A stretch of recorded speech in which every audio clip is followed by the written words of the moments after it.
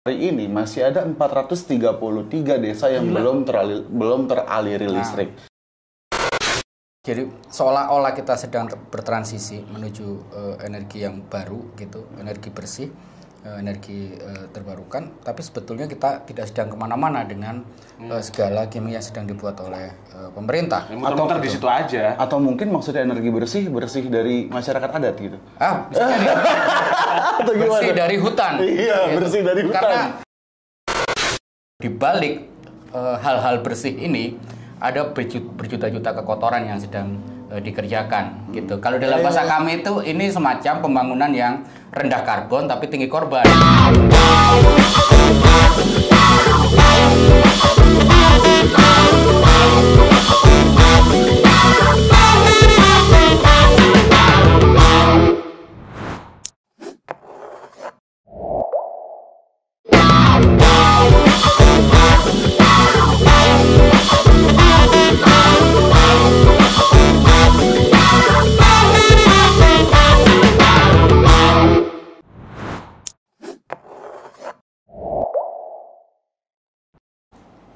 Oke, selamat pagi, selamat siang, selamat sore, dan selamat malam. Kapan dan dimanapun kalian mendengarkan dan nonton podcast ini. Kembali lagi bersama Hamburger Podcast. Joke is not a crime.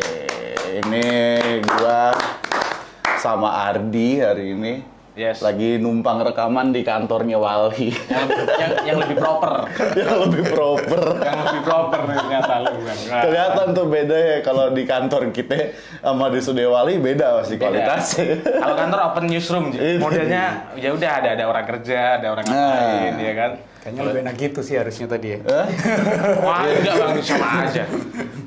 Tapi sebelumnya kita mesti memperkenalkan Bang Rere dulu. Atau Bang Rere bisa kenalin diri sendiri kali, Bang? Iyalah. Iya dong. Iya. Tuan rumah soalnya.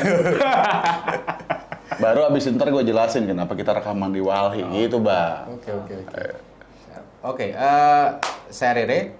Sebenarnya nama lengkap saya Vanitri Jamburi, cuman ya bisa dipanggil Rere gitu. Saya manajer untuk isu tambang dan energi kalau di Walhi. Mantap. Manajer isu tambang dan energi. Manajer kampanye ya? Manajer kampanye. Manajer kampanye di isu tambang dan energi, Bor. Gila, ribet. Dan itu adalah alasan kenapa gue nyamperin Bang Rere hari ini, kan. Betul. Karena gue pengen ngomongin yang kemarin lagi rame, kompor listrik, Bang. Yang udah dicabut lagi, Bang. Yang udah dicabut lagi. Cuman maksud gue kan kemarin dia sempat rame nih. Justru yang kita bahas nih, kenapa kemarin isu itu sempat dilempar ke publik dan lalu dinamikanya seperti apa sampai itu dicabut lagi. Iya kan? Iya, benar. Emang kenyataannya setiap kebijakan yang muncul rame balik lagi kayaknya, dinolin lagi. Tapi nggak tahu nanti tiba-tiba ada aja aturannya. Iya. Mau ngerasa aneh tapi ya Indonesia. Negara kita sendiri. jadi ini apa? Kemarin yang sempat ramai itu soal kompor listrik ini kan cerita lagi mau disosialisasiin, Bang ya. Kemudian kayak ada semacam proyek percontohan kali dalam tanda kutip ya. Lalu kemudian dalam wacana yang berkembang selanjutnya kompor listrik ini yang bisa menggunakan kompor listrik adalah mereka yang wattnya di atas berapa, Bang? Atas 1000. 1.000. Iya. Sementara itu kayaknya rumah-rumah gede doang, Bang, yang bisa yang biasanya watt di atas 1.000 ya, Bang? Iya, karena yang rumah tangga rata-rata kan sebenarnya di 1.200 ya. Kalau 1.000 nyawa pakai kompor listrik, yang sisa 200 nyalain lampu aja nggak cukup. Iya, lu lagi nyetrika nggak bisa tuh sambil masak-masak nasi, masak apapun lah. Tapi kalau ngomong soal kelistrikan, terutama untuk kebutuhan makan, kosku itu nggak ada 1.000 itu, 900 lah. 900. Itu udah pakai ini, Bang, alat masak listrik, Bang. Apa tuh? Apa? Ini Magicom. bukan pemanas apa namanya, mie instan ini. Sebenarnya pemerintah udah telat tuh. Sama kan? Kalau nggak ini teko yang ada besinya tuh bentuknya begini buat masak air. Yang di dalam ya.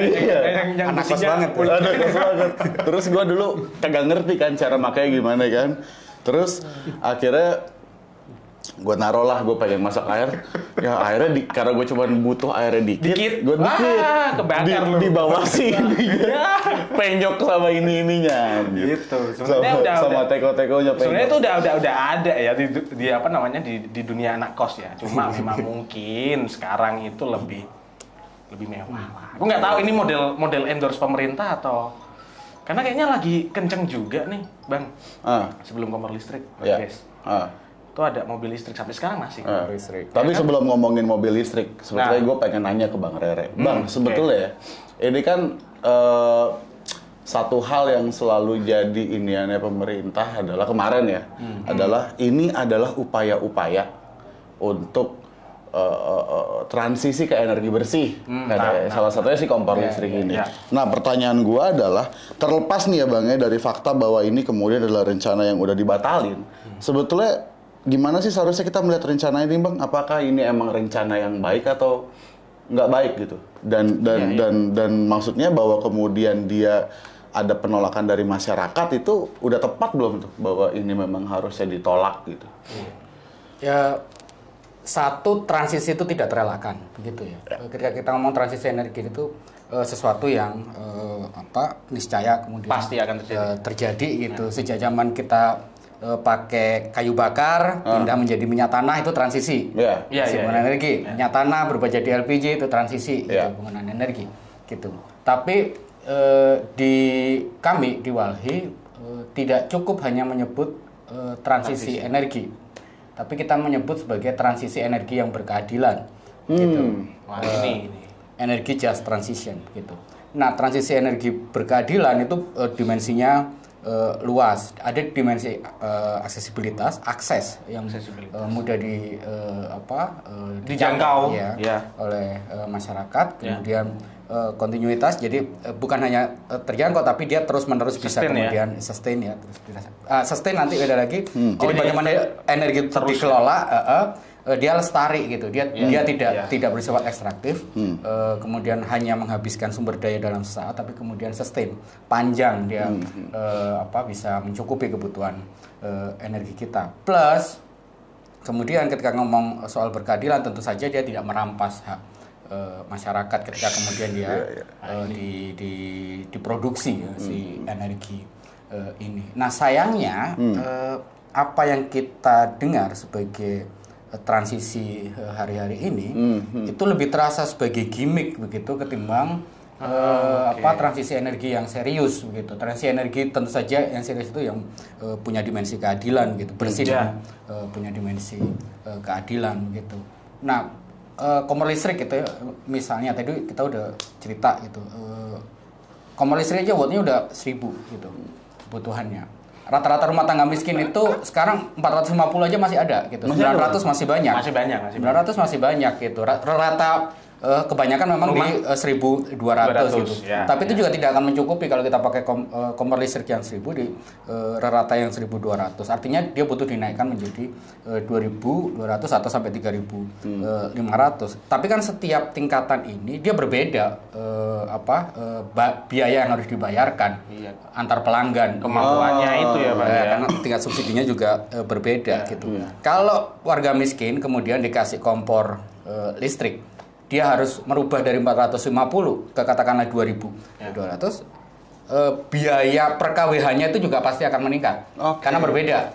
Lebih tinggi gitu. Nah, itu kemudian memaksa rumah tangga miskin untuk membayar kehilangan subsidi rumah tangga miskinnya untuk membayar lebih tinggi lagi gitu. Jadi sebetulnya bisa kalau kita mau straightforward gitu ngomongnya ya. Ini bisa dibilang bahwa upaya pemerintah hari ini yang kemarin nih, yang meskipun udah dibatalin gitu ya, tapi setidak-tidaknya dia udah muncul. Upaya itu berarti tidak berbasiskan pada realita gitu ya, Bang?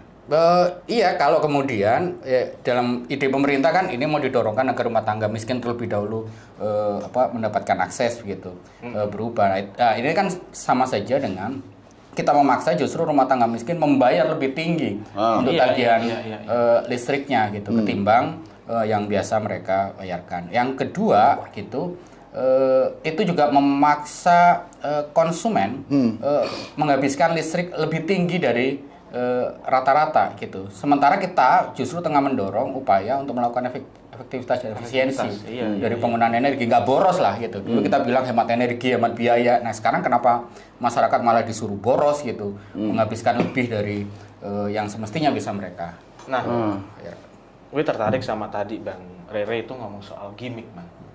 Selain gimmick, pertanyaannya ada dua nih. Pertanyaannya ada satu, tapi pilihannya ada dua. Ini sebenarnya gimmick atau memang pemerintah suka endorse? Karena kalau kita lihat nggak tahu nih arahnya kemana ya. Cuman kayaknya memang tadi kalau ngomong soal dipaksa terus ngomong soal keadilan itu nggak ketemu nih titiknya nih. Iya kan? Kalau ngomong soal keadilan nyatanya masih banyak yang nggak mampu juga. Iya. Kalaupun memang mampu dipaksa untuk naik kayak gitu kan. Membayar lebih banyak. Apakah ini hanya soal gimmick atau memang jangan-jangan endorse nih? Bisa jadi dua-duanya gitu ya. Karena kita belum tahu juga siapa supplier gitu. Iya. Kalau konsumsi listrik tinggi tentu saja kita tahu siapa mendapatkan keuntungan lebih tinggi. Ntar aja.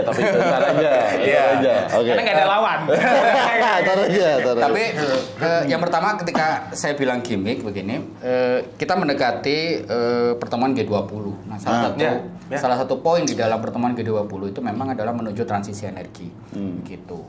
Nah, di tengah kita menuju pertemuan G20, tiba-tiba keluar tuh berbagai peraturan. Perpres dari pemerintah gitu. Satu yang kita dengar soal dorongan untuk memakai kendaraan listrik untuk kantor-kantor pemerintahan gitu. Kemudian kita dengar soal konversi LPG dari LPG ke kompor listrik kompor induksi begitu. Plus dorongan pemerintah juga ini untuk 2025 paling tidak kendaraan listrik bisa mencapai 25% pangsa pasar. 2025 ya? 2025 3 tahun lagi nih. Tapi mundur setahun lagi kan 2024 tuh. Yeah. Mungkin salah satu hal juga kali di 2024. Betul.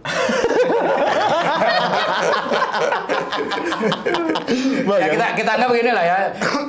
Kalau mengikuti kewajiban konstitusional kan harusnya kagak naik lagi. Jadi harusnya 2024 tidak kita hitung lah sebagai bagian dari itu. Tapi gimmick untuk menunjukkan bahwa Indonesia sedang menuju transisi energi, itulah yang kemudian dikeluarkan. Meskipun seperti kita bilang tadi, dia tidak berpijak kepada realita gitu.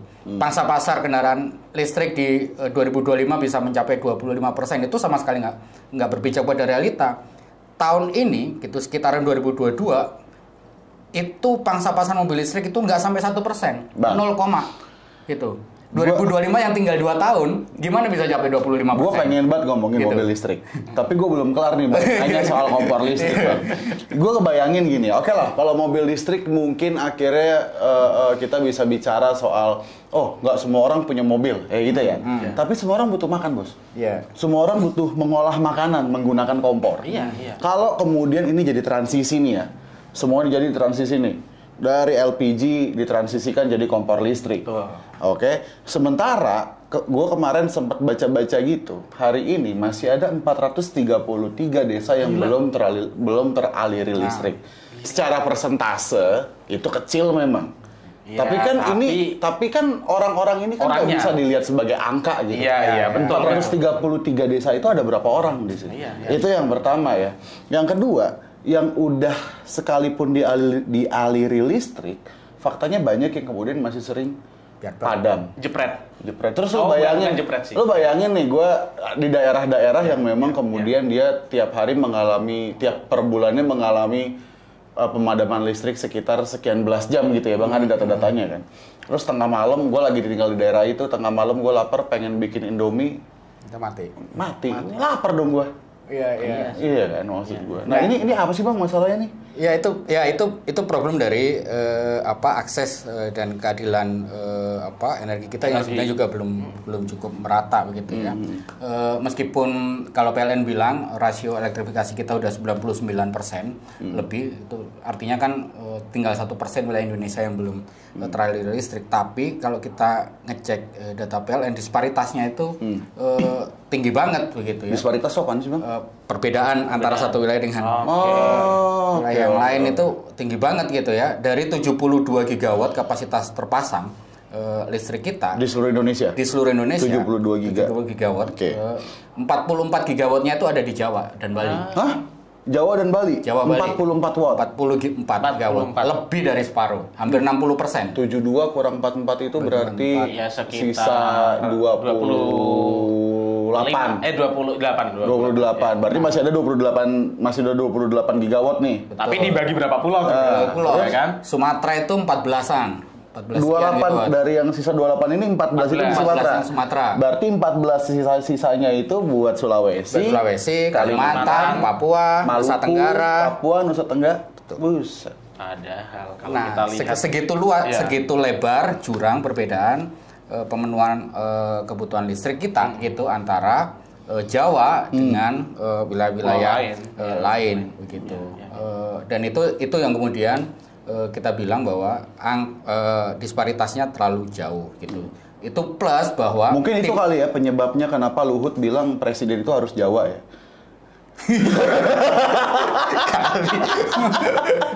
Bahaya lu Bang. Bahaya lu. Nah itu juga belum selesai gitu. Karena meskipun kita ngomong terhubung begitu, tidak selalu keterhubungan itu kualitasnya juga oke gitu. Oke, rasio elektrifikasi kita 99%. Artinya 99% wilayah kita teraliri listrik. Tapi tidak semua punya kualitas yang sama. Itu tadi disparitasnya. Berarti ada satu wilayah yang memang teraliri listrik tapi kecil banget gitu. Cuman 5 gitu. Kalau Nusa Tenggara itu malah cuman sekitar 2 total. Nusa Tenggara, Maluku, Papua itu cuman sekitar 2 giga gitu. Itu ada berapa provinsi? 1, 2, Nusa Tenggara Barat, Nusa Tenggara Timur, Maluku Utara, Papua Barat. 6 provinsi cuma dapat 2 giga kira-kira. Itu 6 provinsi kan kalau belum pemekaran. Iya. Tapi maksudnya Papua aja udah seluas itu gitu. 2 giga. Gede. Itu berarti kan artinya yang terlalu di sana meskipun kalau dibagi rata semuanya sangat kecil. Kualitasnya juga kemudian sangat kurang gitu. Kalau kita ngecek lagi data statistik PLN, rata gangguan per bulan itu luar Jawa dibandingkan Jawa itu juga sangat jauh berbeda gitu. Luar Jawa itu rata ada di 11 jam per bulan gangguan pemadaman listriknya. Jawa itu coba nggak sekitar 3 sampai 5 jam per bulan. Begitu. Nah, belum lagi beberapa provinsi yang paling tinggi itu kayak Sulawesi Utara, Gorontalo itu bisa sampai 20 jam per bulan. Sebulan lu hampir 1 hari tuh hilang tuh. Beberapa provinsi malah yang penghasil energi kayak Sumatera Selatan, penghasil batu bara itu juga di angka 20-an. Gitu. Wilayah yang justru penghasil bahan mentah untuk penghasil listrik itu secara kualitas elektrifikasi juga nggak terlalu bagus. Gitu. Emang maksudnya tadi gimana batu bara? Iya. Listrik. Iya. Emang? Nah, sebagian besar kan listrik kita ini masih tergantung dengan batu bara. Gitu. Loh. Tar. Berarti gue punya masalah baru nih. Wais. Listrik itu masih bergantung sama batu bara. Tar dulu. Kok jadi tolol ya? Maksud gue, ini kata gue yang tolol apa siapa yang tolol gitu ya? Tapi gini Bang.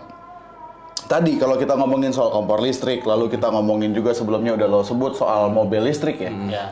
Narasi globalnya kan adalah transisi menuju energi yang bersih sebagai upaya penyelamatan bumi dari eksploitasi bahan bakar berbasis fosil. Yap. Batu bara kan fosil, Bang. Betul. Di situlah gimmicknya pemerintah. Di situlah gimmicknya. Berarti maksud gue nih kita berhenti pakai bensin. Iya. Kita berhenti pakai bensin. Ganti pakai listrik. Ganti pakai listrik. Listriknya ngambil dari batu bara. Betul. Kok tolol sih. Tidak ada yang berubah dari transisi ini kecuali hanya merubah bentuk yang digunakan oleh publik, sementara produksinya itu masih dikuasai oleh bahan bakar fosil. 40% pembangkit listrik kita itu masih berbasis batu bara. Kalau dihitung dengan bahan bakar fosil yang lain, minyak dan gas, itu lebih dari 80%. Pembangkit listrik kita itu masih berbahan bakar fosil, batu bara, minyak dan gas. Oke, berarti emang bener tadi ya, cuman gimmick biar kelihatan lebih modern aja. Jadi gini, transisi energi dari yang sebelumnya dan menuju ke listrik itu bukan solusi, tapi cuma ilusi. Berarti bener kayak gitu ya. Ngeri. Iya. Nah berarti kan gini bang ya, kita udah sepakat nih listrik ternyata bukan solusi. Dia hanya sebatas ilusi gitu. Nah kemudian hari ini ternyata tadi lo udah ngomong bahwa produksi listrik itu ternyata eksploitatif terhadap batu bara juga. Yang mana batu bara kan dari fosil-fosil juga kan bang? Yang tapi fosil yang bukan merek jam tangan ya. Nah, tapi maksud gue kan banyak juga nih bang laporan yang kemudian kalau nggak salah ya Walhi juga termasuk yang suka ngeluarin juga bagaimana praktek-praktek penambangan batu bara itu kemudian violating itu apa bahasa iniannya, bahasa benernya? Melanggar hak-hak minimal orang-orang yang ada di sekitar itu.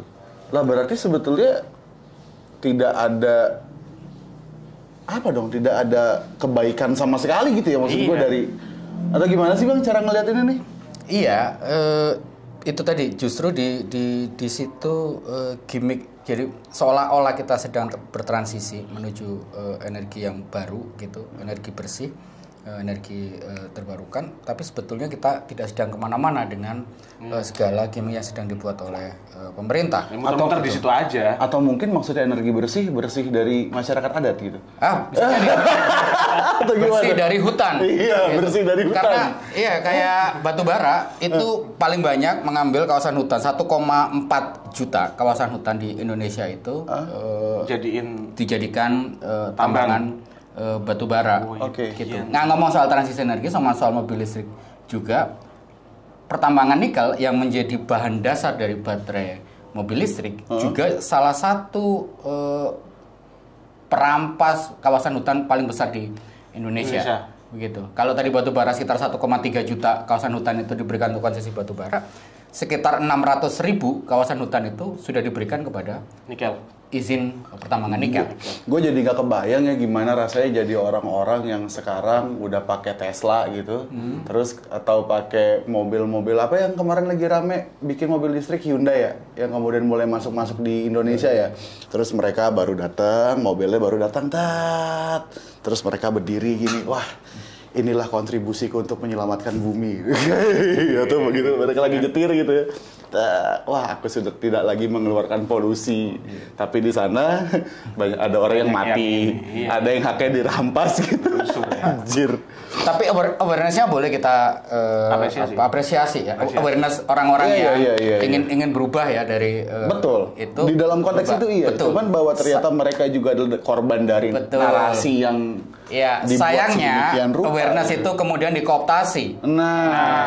Baik oleh negara maupun korporasi gitu. Dengan menggunakan narasi kendaraan listrik itu jauh lebih bersih, jauh lebih ramah lingkungan, itu menutupi bahwa di balik hal-hal bersih ini ada berjuta-juta kekotoran yang sedang dikerjakan gitu. Kalau dalam bahasa kami itu ini semacam pembangunan yang rendah karbon tapi tinggi korban gitu. Rendah karbon tapi tinggi korban. Wow, ngeri sih. Kan gue jadiin judul ya. Bukan podcast ini ya. Ngeri sih. Tapi jadi kalau ngomong soal ini, Bang, kalau ngomong soal tadi kan awareness-nya kita harus apresiasi. Iya. Berarti kalaupun kita nggak pakai batu bara, solusinya apa? Kalau kita nggak pakai listrik, maksudnya kalau kita pakai listrik tapi nggak pakai batu bara tuh, kan berarti kan kita harus mengarah ke sana juga tuh kan? Betul. Yang energi bersih kan? Solusinya apa? Nah, satu yang harus diingat dulu ketika kita masih menggunakan, kenapa pemerintah masih ngotot menggunakan energi fosil? Narasi mereka kan energi fosil ini lebih murah begitu dibandingkan dengan energi terbarukan sampai sekarang per produksinya. Tapi yang harus diingat, energi fosil itu menjadi murah karena subsidi besar yang diberikan oleh pemerintah. Yang belum tahu ya. Dengan membiayai pembangkit listrik yang berenergi fosil, itu ada subsidi besar-besaran yang digelontorkan oleh pemerintah. Tentu menjadi tidak adil kalau satu pembangkitan energi yang disubsidi besar-besaran sehingga berharga murah ditarungkan dengan energi terbarukan yang sama sekali nggak ada subsidinya, nggak cukup besar subsidinya, nggak ada insentif kepada mereka yang mendorong energi terbarukan. Gitu. Pun demikian, sekarang harga produksi per kWh dari energi terbarukan itu makin lama juga makin turun gitu. Malah makin turun. Iya, semakin kompetitif sebetulnya. Oke. Gitu. Nah, inilah yang kemudian menjadi pertanyaan besar itu. Kenapa kita masih terus menggunakan energi fosil gitu. Selain subsidi besar-besaran yang sudah digelontorkan, keterancaman kita sudah pasti tahu bahwa emisi dihasilkan dari energi fosil itu mendorong pemanasan global dan kemudian berakhir menjadi perubahan iklim. Tapi pemerintah tetap bersikukuh gitu. Ya karena memang oligarki di sekitar produksi tambang ini gede gitu. Dan tetap aja mahal sebenarnya ya, Pak. Karena ngomongin oligarki, gue jadi pengen nanya, apa jangan-jangan nih ya kemarin upaya-upaya meskipun akhirnya gagal karena dapat penolakan besar-besaran, kan kita asumsikan kalau dia tidak ditolak itu kan nggak akan dibatalkan kan? Iya. Ya kan? Nah, apa jangan-jangan kemarin upaya buat konversi LPG jadi kompor listrik, kemudian gimana pemerintah menargetkan tahun 2025 25% kendaraan sudah listrik. Dan di 2030 atau 2040 targetnya 50%. Iya. Ya kan? Jangan ini akal-akalan buat iniin aja tuh untuk menanggulangi yang kemarin disebut-sebut sebagai oversupply itu, Bang. Nah, itu gimana? Sangat bisa jadi gitu. Jadi sebetulnya ini PLN itu kan sekarang sudah berdarah-darah gitu ya. Dia harus nanggung kelebihan pasokan gitu. Karena PLN itu nggak dia harus membeli apapun yang diproduksi oleh perusahaan-perusahaan produsen listrik ini.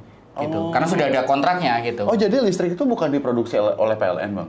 Beberapa ada produksi PLN. Ada pembangkit-pembangkit yang dipunyai PLN, beberapa lebih banyak lagi itu dipunyai oleh swasta IPP. Lebih banyak gitu. mana, Bang, yang dibilang? Sebenarnya lebih banyak PLN tapi tetap aja lebih tetap ada dari 72 itu kayaknya yang pegang PLN itu 43. Jadi ya hampir separuhnya itu pegang PLN. Tapi artinya masih lebih banyak yang kemudian dia harus beli itu dari IPP gitu. IPP ya? Ya, IPP. Nah, ntar ada penjelasan di layar IPP itu apaan. Okay. Nah, dia nggak bisa menghindari kontrak ini gitu. Dia harus bayar atau dia akan kena denda kalau dia nggak mau beli yang sudah diproduksi oleh perusahaan ini. Nah, tapi dia harus membeli gede gitu. Kapasitas terpasang tadi sekitar 73 total, konsumsi nggak segitu-gitu amat gitu. Artinya orang yang beli listrik tidak sebesar produksinya gitu. Tekor bandar lah gitu. Kita beli banyak tapi nggak bisa dijual gitu. Iya, nggak bisa dijual. Karena konsumsinya tidak setinggi itu. Makanya kemudian didorong masyarakat konsumsinya dibanyak-banyakin dong gitu. Kasihlah yang 1000 watt ini kompor listrik, mobil listrik, biar apa? Ya biar konsumsinya makin lama makin naik, biar PLN nggak makin tekor gitu. Satu, untuk nyelamatin PLN. Kedua, juga untuk menyelamatkan narasi, karena masih ada beberapa pembangkit listrik lagi yang juga tengah didorong untuk terus-menerus dibuat. Kan kita kalau oversupply terus jadi dipertanyakan dong, ngapain ente masih terus bikin pembangkit baru kalau sudah oversupply? Makanya kemudian konsumsi per kapita masyarakat Indonesia didorong untuk kemudian terus-menerus naik begitu, lebih banyak gitu. Menjauhi pesan pertama ketika kita dulu mendengar soal energi pasti hemat energi gitu ya. Sekarang persetan dengan hemat energi gitu, konsumsi lebih banyak gitu. Habiskan lebih banyak, kalau enggak PLN bangkrut gitu. Bangkrut dia. Jadi akhirnya udah kepentingannya memang kepentingan PLN dan para IPP ini aja udah ya. Betul, yang karena menjadi center dari setiap kebijakan-kebijakan pemerintah di sektor energi gitu. Betul, karena sekarang sektor ketenaga listrikan itu bukan lagi hak masyarakat untuk bisa mendapatkan akses terhadap energi, tapi menjadi pasar gitu. Begitu dia berubah menjadi pasar, dia berubah menjadi penumpukan kepentingan dan keuntungan yang pertanyaannya, kok bisa beli dan nggak bisa disalurkan? Ya itu gabungan antara mungkin ambisi dengan ketololan. Sebetulnya kelompok masyarakat sipil itu udah ketika program 35 gigawatt dicanangkan oleh Presiden Jokowi, itu kritik besar udah disampaikan gitu. Ini keterlaluan gitu. Oke. Ini justru akan berakhir membebani keuangan negara gitu, karena PLN pasti harus beli gitu, terlalu besar. Nah, estimasi yang dibuat lebih itu bukan kayak kita bisa membayangkan kira-kira setahun sekian. tapi dia mendadak ditingkatkan karena Presiden Jokowi juga ingin menunjukkan bahwa dia ingin mencapai tingkat ekonomi yang lebih tinggi. Karena ada asumsi bahwa konsumsi listrik yang lebih tinggi itu artinya tingkat ekonomi masyarakatnya lebih tinggi gitu. Jadi peningkatan ini tidak berdasar pada hitung-hitungan yang hati-hati real gitu, tapi lebih seperti jargon politik gitu. Iya, jadi berbasis gimmick aja. Berbasis gimmick gitu dan janji-janji politik. Nah, gini Bang, pertanyaan yang kemudian sekarang men-trigger gue ya. Gini. Kalau tadi akhirnya kita diperhadapkan pada narasi bahwa kita diperhadapkan nih pada narasi bahwa kalau lo pengen menyelamatkan lingkungan, maka beralihlah ke energi listrik. Kan gitu ya. Tapi kan kemudian ternyata dari percakapan kita sepanjang mungkin 15-20 menit ke belakang, kita tahu bahwa itu juga bukan solusi tapi hanya ilusi. Nah, maka kemudian sebetulnya tawaran apa yang paling ideal nih untuk kita bisa memiliki satu bagaimana ya energi gitu ya. Kita memiliki satu sumber energi yang sustain tapi juga tidak destruktif terhadap lingkungan gitu. Iya, kami percaya bahwa akan lebih baik kalau kemudian tata kelola energi kita itu dikelola dengan lebih demokratis. Jadi demokratisasi dan desentralisasi energi itu juga menjadi kunci dalam tata kelola energi yang jauh lebih baik. Satu, itu juga untuk memastikan bahwa konsumsi listrik kita tidak di-drive baik dengan pasar gitu. Tidak didorong oleh pasar untuk meningkatkan konsumsi kita, dipaksa orang untuk kemudian terus meningkatkan konsumsi gitu. Dengan gini, mendorong komunitas untuk kemudian menciptakan membangun pusat-pusat energinya sendiri.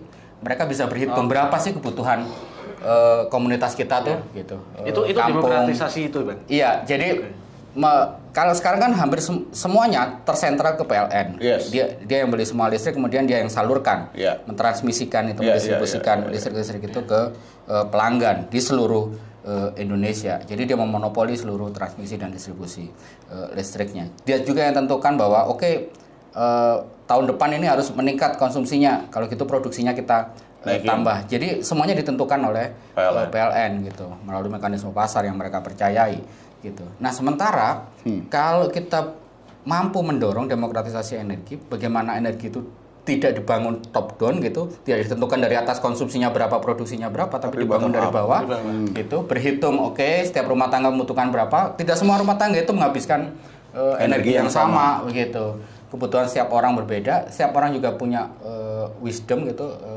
kebijakan sendiri-sendiri untuk kemudian melihat, saya nggak terlalu butuh A, B, C. Itu justru kemudian bisa mendorong penghematan gitu. Rumah tangga kita cukup butuh sekian. Komunitas kita cuma butuh sekian. Apa jenis pembangkitan yang memungkinkan untuk komunitas kita begitu. Nah, demokrasi dan desentralisasi juga itu juga mendorong pemborosan di dalam transmisi, karena sebetulnya hampir sebagian besar produksi kita itu hilang di transmisi. Semakin jauh transmisi antara orang-orang yang pakai itu dari sumber energi, dia hilang di tengah-tengah menjadi panas. Gitu. Ada sekian persen, saya agak lupa hitungannya, dari produksi energi listrik kita itu sebenarnya hilang di perjalanan di transmisi. Nah, semakin dekat sumber-sumber produksi itu dengan komunitas tentu saja yang kemudian sumber-sumber energi yang tidak merampas rakyat, tidak kemudian mengancam juga keselamatan ruang hidup rakyat, itu juga akan menghemat produksi, tidak hilang di transmisi, tidak hilang di perjalanan. Boleh kasih contoh dong, Bang? Pembangkitan listrik seperti apa yang bisa dilakukan oleh kelompok-kelompok masyarakat ini, komunitas-komunitas ini, Bang? Gini, dulu saya kan dari Jawa Timur ya. Dulu kami menemani warga di Sendi gitu. Ada satu desa kecil yang sebetulnya waktu itu masih berkonflik karena dia tinggal di kawasan hutan, itu konflik klaim antara masyarakat, karena masyarakat merasa itu wilayahnya mereka, perhutani juga ngeklaim itu kawasan hutan gitu. Nah, terlepas dari itu, karena mereka ada di situ, tidak bisa ada akses PLN yang masuk. Satunya cara adalah mereka membangun pembangkit listrik mikrohidro gitu. Mikrohidro, pakai air? Ya, pakai air gitu, karena mereka ada di perbukitan. Kemudian ada wilayah-wilayah yang kemudian bisa dipakai untuk membangun pembangkit listrik itu. Mereka membangun itu dan kemudian bisa mencukupi untuk kebutuhan sekitar 200-an perumahan. Lumayan yang ada di sana. Nah, dan itu dibangun dengan kemandirian mereka gitu. Nah, hal-hal begini sebetulnya ada terjadi di banyak tempat gitu. Di Kalbar ada desa Silet namanya. Itu juga mengembangkan mikrohidro yang juga mampu mencukupi kebutuhan energinya gitu.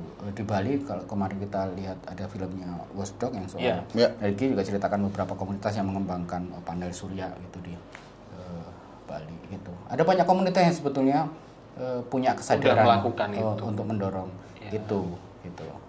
Nah, tinggal itu yang kemudian bisa dikuatkan gitu, dikembangkan oleh. Tapi ada nggak Bang, contoh ini terakhir kali ya, contoh mungkin satu wilayah atau satu daerah atau satu negara atau apapun sebutannya gitu ya, yang kemudian dia sudah berhasil mempraktekkan memenuhi kebutuhan listriknya tanpa perusahaan besar.